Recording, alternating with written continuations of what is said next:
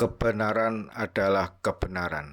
Katakan Apakah ya untuk Anies iya, ingin katakan mengingatkan kepada tidak kita untuk bahwa tidak. saat ini nomor 3 tidak apa-apa, saat ini survei paling rendah tidak apa-apa, tetapi nanti lihat, seperti Pilgub DKI Jakarta, dirinya mampu memenangkan dan diharapkan nanti pada waktunya nanti akan bisa memenangkan kursi kepresidenan dengan cara-cara seperti Pilgub DKI Jakarta. Bisa dipastikan bahwa kubu ini, organisasi ini berada di kubunya Amin.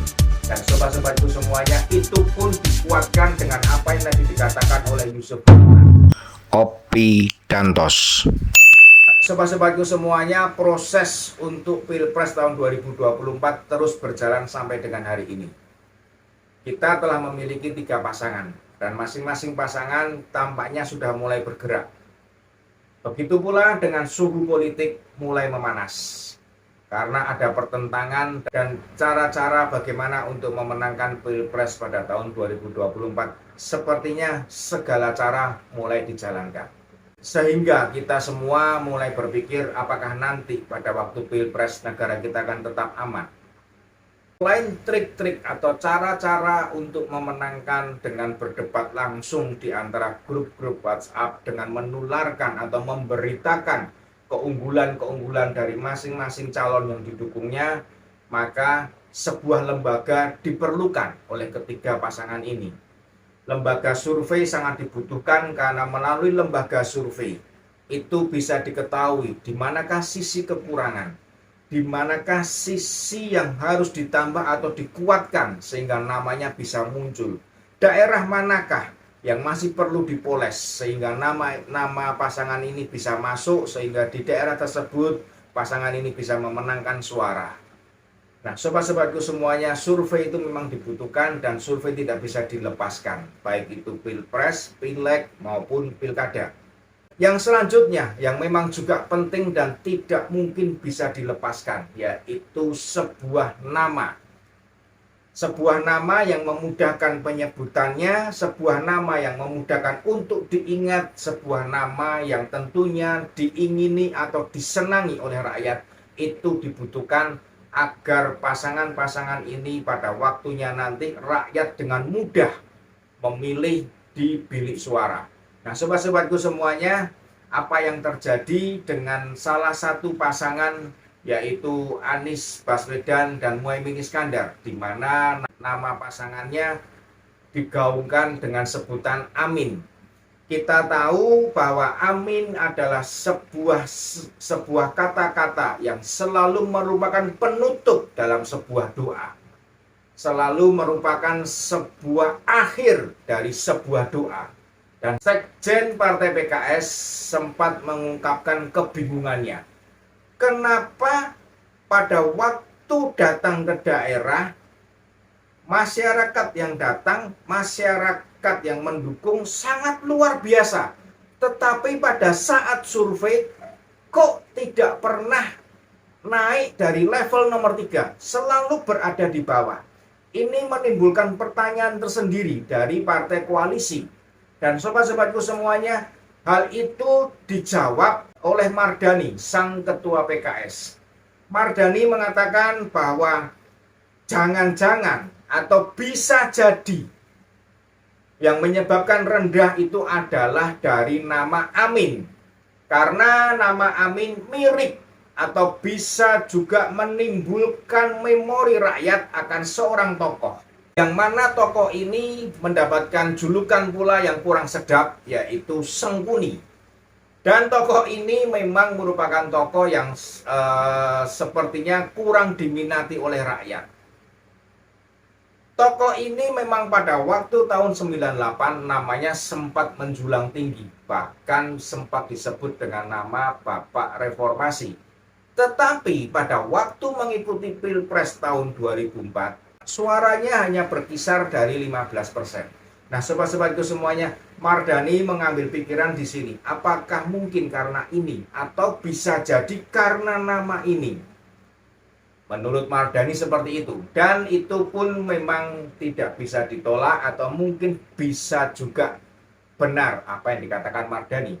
Sobat-sobatku semuanya, Hal yang lebih terpenting lagi bahwa Anies Baswedan sampai dengan hari ini mendapat julukan Bapak Politik Identitas akibat dari Pilkada Gubernur DKI Jakarta pada tahun 2017. Dan satu hal lagi yang memang menguatkan bahwa Anies Muhaimin Iskandar dan Amin Rais itu adalah sebuah kecocokan dan sebuah hal yang mungkin tidak bisa diterima oleh rakyat, yaitu Amin Rais adalah sebuah petinggi dari partai politik yang namanya Partai Umat, di mana ketuanya adalah menantunya dan kedua anaknya merupakan pengurus pusatnya, dan Amin Rais merupakan petinggi di partai tersebut, serta Partai Umat dengan jelas-jelas mengatakan bahwa dirinya adalah sebuah partai yang tetap merupakan partai yang menggunakan politik identitas sebuah agama. Jadi klop antara Amin dan Amin Rais, dan tentunya kita tidak bingung lagi jika pada waktunya nanti ternyata memang politik identitas digunakan untuk koalisi ini dalam rangka untuk memenangkan Pilpres tahun 2024. Rakyat memang sudah terang-terangan menolak identitas sebuah agama digunakan sebagai jargon politik untuk memenangkan sebuah pertarungan partai politik atau Pilpres nanti pada tahun 2024. Sobat-sobatku semuanya, satu hal yang perlu kita ingat. Anies Baswedan pernah mengatakan bahwa mendapatkan survei paling rendah, mendapatkan nilai paling rendah sebelum Pilpres itu berlangsung atau sebelum proses demokrasi itu berlangsung, itu adalah hal yang wajar dan tidak perlu ditakutkan.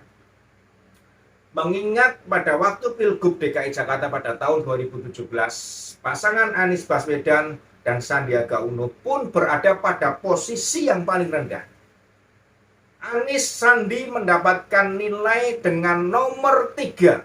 Selalu nomor 3 di dalam survei. Tidak pernah bisa menjadi nomor 2, sama halnya dengan saat ini. Dan apa yang terjadi? Ternyata dia mampu memenangkan kontestasi Pilgub DKI Jakarta dengan bantuan organisasi radikal dan intoleransi yang seolah-olah direstui dan didiamkan, dan sepertinya memang Anies menikmati adanya limpahan suara dari organisasi tersebut. Walaupun akibat dari Pilgub tersebut mendapatkan julukan sebuah pilkada yang paling brutal, tetapi itu membuktikan Anies mampu menduduki kursi nomor 1 di DKI Jakarta. Apakah Anies ingin mengingatkan kepada kita bahwa saat ini nomor 3 tidak apa-apa, saat ini survei paling rendah tidak apa-apa, tetapi nanti lihat seperti Pilgub DKI Jakarta, dirinya mampu memenangkan, dan diharapkan nanti pada waktunya nanti akan bisa memenangkan kursi kepresidenan dengan cara-cara seperti Pilgub DKI Jakarta. Itu yang tidak kita harapkan. Sobat-sobatku semuanya, kita sangat berharap penggunaan organisasi ini berhenti dan tidak kembali digaungkan, karena mengakibatkan keretaan hubungan masyarakat dan keretaan toleransi di antara sesama umat, bahkan yang satu iman pun harus terpecah belah karena tidak satu dukungan pada waktu Pilgub DKI Jakarta. Sobat-sobatku semuanya, apakah dengan bergabungnya Muhaimin Iskandar dengan Anies Baswedan serta-merta menghilangkan organisasi yang saat ini memang disorot oleh masyarakat, di mana ada pasangan dengan organisasi tersebut, maka itu perlu diwaspadai. Kita ingat ada sebuah video yang beredar, yaitu dari Gus Yusuf yang mengatakan bahwa organisasi PA212, kemudian HTI, FPI saat ini berada di sana, di kubu Prabowo Subianto, sedang ditiarapkan. Demikianlah kira-kira inti dari pembicaraan Gus Yusuf dengan Anies Baswedan. Nah sobat, pada saat video itu beredar tidak begitu lama, Yusuf Martak yang merupakan sebuah petinggi atau ketua Majelis Syuro dari PA212 langsung menantang Gus Yusuf untuk membuktikan bahwa PA212 ada di kubunya Prabowo Subianto. Karena menurut dia bahwa PA212 itu sudah putus hubungan dengan Prabowo Subianto dan menyatakan tidak mau kembali ke lubang yang sama jatuh ke lubang yang sama seperti pada tahun 2019 yang seolah-olah dicuekin oleh Prabowo Subianto. Sobat-sobatku semuanya, Yusuf Marta terang-terangan bahkan menantang agar Gus Yusuf bisa membuktikan hal tersebut.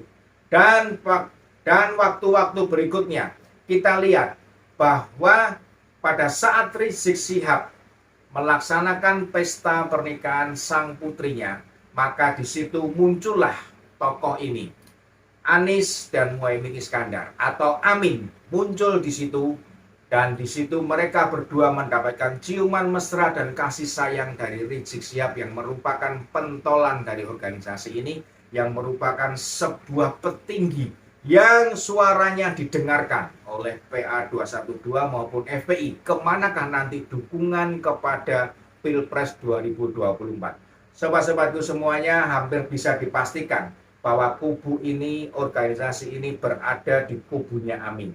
Dan sobat-sobatku semuanya, itu pun dikuatkan dengan apa yang tadi dikatakan oleh Yusuf Marta. Walaupun memang secara resminya pengumuman itu belum keluar, tetapi secara tersirat sepertinya seperti itu. Sobatku semuanya, pada tahun 2024 nanti pada saat Pilpres, marilah kita bersama-sama menjaga agar suasana masyarakat kita tetap kondusif, agar suasana di masyarakat kita tetap aman, agar suasana di masyarakat kita tetap damai. Tidak terjadi benturan-benturan, tidak terjadi bentrokan yang bisa mengakibatkan kerugian di antara seluruh rakyat yang ada di Republik ini, yang akan mengakibatkan negara kita mungkin akan dimasukin oleh negara lain untuk campur tangan, yang berujung pada kehancuran atau kerugian yang diderita oleh negara kita. Sobat-sobatku semuanya, 2024 nanti pilihlah presiden yang benar-benar akan melaksanakan meneruskan pembangunan yang telah ditetapkan, yang telah diletakkan dasarnya oleh Presiden Joko Widodo. Pilihlah presiden yang tidak mau atau tidak menerima atau tidak akan bersama-sama dengan organisasi radikal dan intoleransi. Pilih presiden yang tidak pernah terafiliasi dengan organisasi tersebut, dan pilihlah presiden yang akan dan terus akan menetapkan bahwa Pancasila sebagai satu-satunya ideologi berbangsa dan bernegara. Pilih presiden yang mau dan akan membawa bangsa ini dengan kebinekaannya, di mana perbedaan merupakan sesuatu yang harus dipersatukan untuk menyongsong Indonesia Emas 2045. Salam Opidantos.